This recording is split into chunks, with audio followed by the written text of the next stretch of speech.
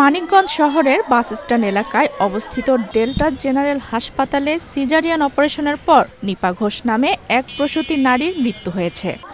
এ ঘটনায় নিহতদের স্বজনদের পক্ষ থেকে ভুল চিকিৎসার অভিযোগ তোলা হয়েছে। নিহত নিপা ঘোষ মানিকগঞ্জের ঘিওর উপজেলার সিংজুরি ইউনিয়নের চকবাস্তা গ্রামের রিপন কুমার ঘোষের স্ত্রী। স্বজনদের দাবি 11 জানুয়ারি রোববার সকাল 8টার দিকে ডেল্টা জেনারেল হাসপাতালে নিপা ঘোষের সিজারিয়ান অপারেশন করা হয়। অপারেশনটি করেন গাইনি ডক্টর সঞ্চিতা এবং অ্যানেস্থেশিয়া প্রদান করেন ডক্টর আবু বক্কর সিদ্দিক। অপারেশনের পর জটিলতা দেখা দিলে দ্রুত তাকে মানিকগঞ্জ জেলা সদর হাসপাতালে নেওয়া হয়। সেখানে কর্তব্যরত চিকিৎসক তাকে মৃত ঘোষণা করেন। এ বিষয়ে গাইনি চিকিৎসক ডক্টর সঞ্জিতার সঙ্গে যোগাযোগের চেষ্টা করা হলে তার মোবাইল ফোনটি বন্ধ পাওয়া যায়। বারবার বলতে আইসিও তো রাখতে, এখানে তো আইসিও নাই। ঠিক আছে, এখন আমার তো রুগী তো বাঁচাতে হবে।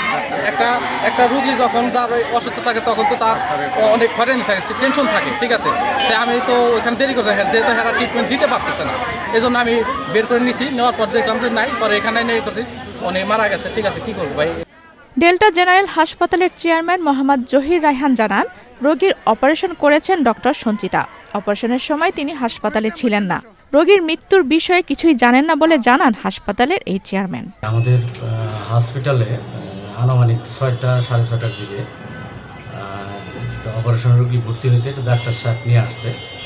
তো আমি সেই সময় উপস্থিত ছিলাম না এবং এটা ভালোভাবে আমি কিছু বলতে পারলাম না। পরে আমি ফোনে জানলাম যে সদর হসপিটালে নিয়ে ভর্তি করছে, এতটুকুই। আর বাকিটুকু হলো আমাদের ডাক্তার যে সার্জন ছিলেন উনি, সঞ্চিতা ম্যাডাম, উনি বলতে পারবেন।